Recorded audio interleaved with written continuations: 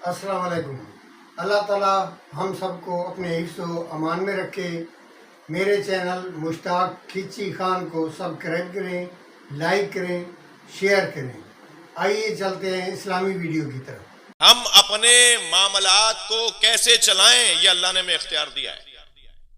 और लफ्ज को रोशन करने के लिए मिसाल दूं, आंखें यहां लगी हुई हैं, यह है कज़ा। दो हाथ दिए हैं, यह है कज़ा। दो पैर दिए हैं, यह है कज़ा। लेकिन ये आंखें क्या देखें और क्या ना देखें, यह है कदर। ये पैर कहां चल के जाएं और कहां ना जाएं, यह है कदर। हम कज़ा के एतबार से मजबूर हैं, कदर में मुख्तार हैं। सलवात पढ़े मोहम्मद व आले मोहम्मद पर।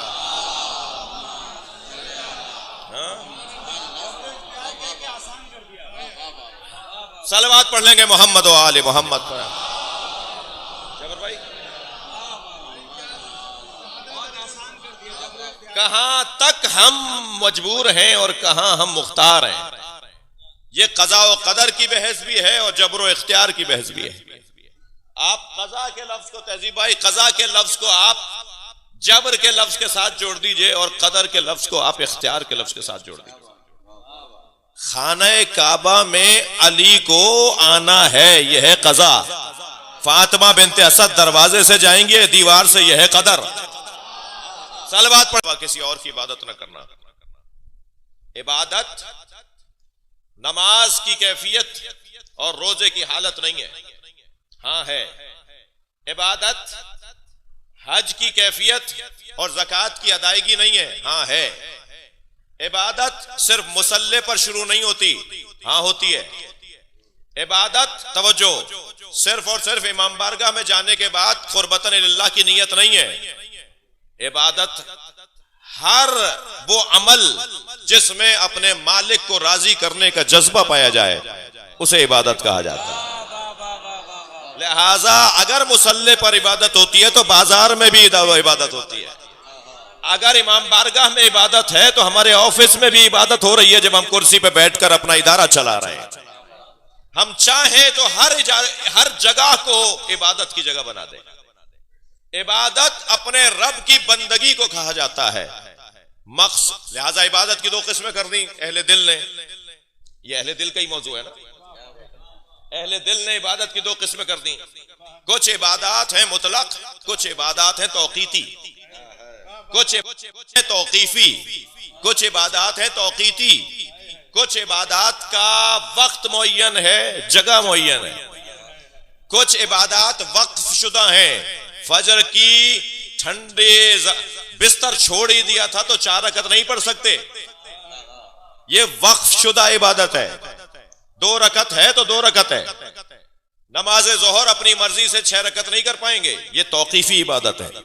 कुछ इबादत को तौक़ीफी कर दिया, वक्फ शुदा इबादत, और कुछ इबादत को मुतलक कर लिया।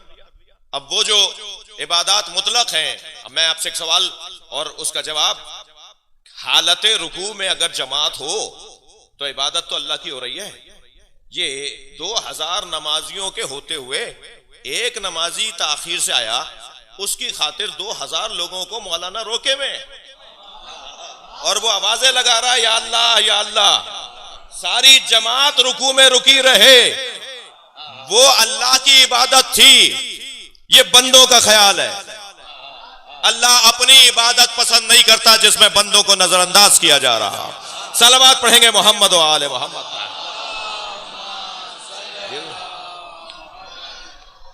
उसकी इबादत के साथ उसकी मखलूक का ख्याल रखना। अगर इस अंदाज से अल्लाह का बंदा चलता रहेगा तो वो हर जगह को इबादत की जगह बना सकता है। वक़दा रब्बुका अल्ला ताबुदू इल्ला इय्याह, तुम्हारे रब का हतमी फैसला है, उसके अलावा किसी और की इबादत न करना। कल बातें हो रही होती हैं और सारी दानिश और सारा फहम और फरासत अपनी गुफ्तगू में वो खुलासा करके पेश कर देते हैं, और सारा इजलास और सारा फोरम ये तय कर बैठता है कि इनसे ज्यादा कोई तो काबिल ही कोई नहीं है। वो जो बेहतरीन राय का इजहार कर रहे होते हैं, उनमें एक बड़ी तादाद है जो इस बात से गाफिल है कि इस बेहतरीन राय पर अमल कैसे होगा। बड़े बड़े सियासी फोरमों पर, बड़ी बड़ी मजहबी जमातों में इस बंदगली का शिकार होते हैं वो जिम्मेदारान। सलवात पढ़े जरा मोहम्मद व आले मोहम्मद। जी, राय बहुत अच्छी है, बातें बहुत अच्छी हैं, मगर भाई ये अमल कैसे होगा इन पे? हाँ, हो नहीं सकता। आप बातें बड़ी अच्छी कर रहे हैं, ये बातें ईरान के लिए अच्छी होंगी, ये बातें लुबनान के लिए अच्छी होंगी, ये वहां के माहौल के लिए अच्छी होंगी, ये अमेरिका के अंदर बैठ के आप करें तो शायद बात सही हो। आप बातें कहीं और की लेकर आए हैं, भूल गए जमीन कौन सी है। तो ये सलवात पढ़ लें जरा मोहम्मद वाले।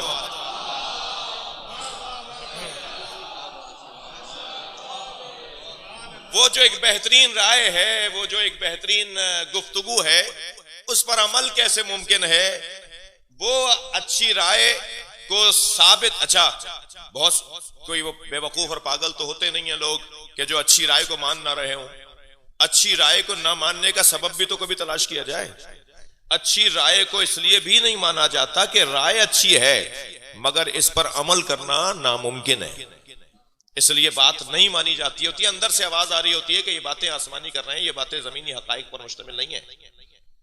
लिहाजा उसकी रोशनी में अगर ये तय कर लिया जाए कि हाँ, तो दोनों बातों को जब मद्देनजर रखा जाएगा कि ये बेहतरीन राय किस तौर और किस तरह से काबिल अमल है, तो फिर मरहला शुरू होगा क़ज़ा व क़दर का।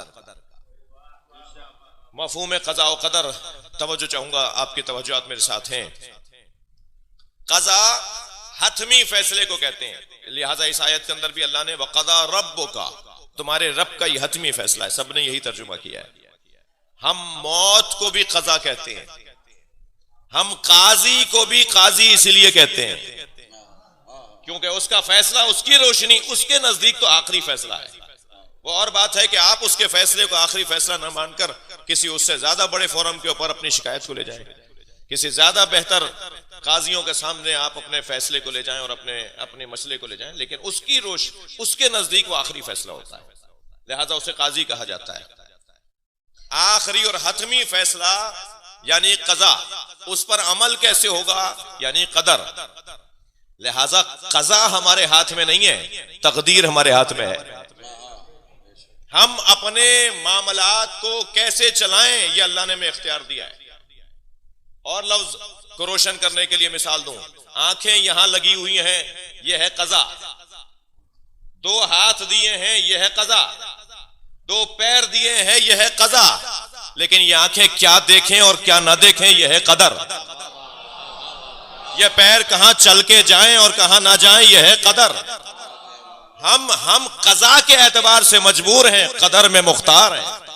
सलवात पढ़े मोहम्मद व आले मोहम्मद। पहली बात यह कि उसके अलावा किसी और की इबादत न करना, और दूसरा क्या, वबिल वालिदैन एहसाना, वालिदैन के साथ हुस्न सुलूक रखना। लफ्ज एहसान अरबी का है, ये उर्दू का नहीं है। यहां अरबी में बोला जा रहा है, जब हम अपनी जबान में उर्दू में बोलेंगे तो एहसान का तसव्वुर यह है कि हाथ ऊपर रखने वाले को एहसान करने वाला कहा जाता है और हाथ फैलाने वाले को एहसान मंद कहा जाता है। यहां यह अरबी में लफ्ज है। हमारी मजाल के हम माँ बाप के लिए एहसान करने वाले हों, लिहाजा लुगत तब्दील हो रही है। वबिल वालिदैन एहसाना, अपने वालिदैन के साथ हुस्न सुलूक रखना, अच्छा बर्ताव रखना। अच्छा, यहां आ गए तो अगर मुकम्मल हो जाती, जैसे कि और जगहों पर आयत यहां मुकम्मल भी हुई है, लेकिन इस आयत में उस अल्लाह, उस करीम मौला ने हमें तरीका भी बताया है कि हुस्न सुलूक तुम्हारा कैसे हो। जी, ढंग भी बताया है, अंदाज भी बताया है। इम्मा यबलुगन्ना इंदकल किबर अहदहुमा व किलाहुमा, अगर इनमें से एक या दोनों तुम्हारी जिंदगियों में बूढ़े हो जाएं। अच्छा, बूढ़े हो जाएं, जवानी में क्या करना है? जवानी में तो ये खूब जानते हैं कि हमसे कैसे वो खिदमत लेनी है। जवानी में तो हमारी मजाल नहीं है कि हम इनके सामने अकड़ कर बात करें, यानी उनकी जवानी में। मसला तो सारा ये है कि जब ये बूढ़े हो जाएंगे, साजिद भाई आगे आइएगा, एक सलवात और हदिया करें मोहम्मद व आले मोहम्मद।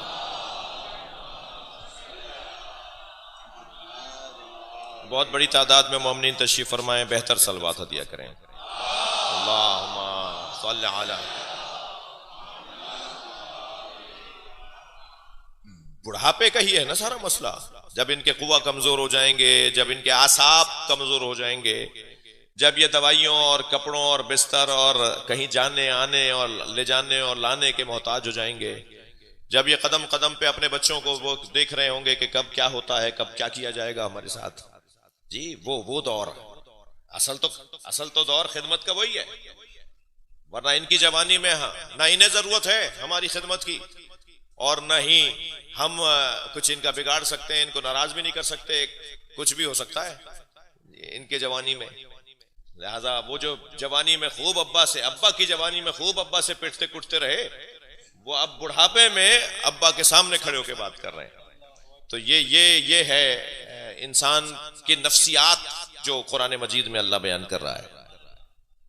इम्मा यबलुगन्ना इंदकल किबर अहदुहुमा औ किलाहुमा, इनमें से अगर एक या दोनों तुम्हारी जिंदगियों में बूढ़े हो जाएं तो फला तकुल लहुमा उफ़िन, उफ भी नहीं कहना है, वला तनहरुमा, झिड़क कर बात नहीं करना, वकुल लहुमा कौलन करीमा, और जब भी इनसे बोलने लगो, इनसे बात करने लगो तो अल्फाज तलाश करो, सोचो बोलना कैसे है।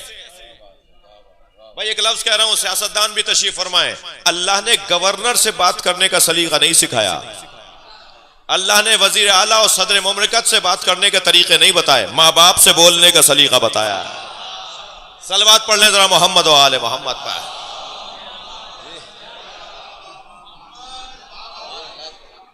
मैं हरगिज ये भी नहीं कह रहा, एक सलवात और पढ़ेंगे मोहम्मद व आले कैसे,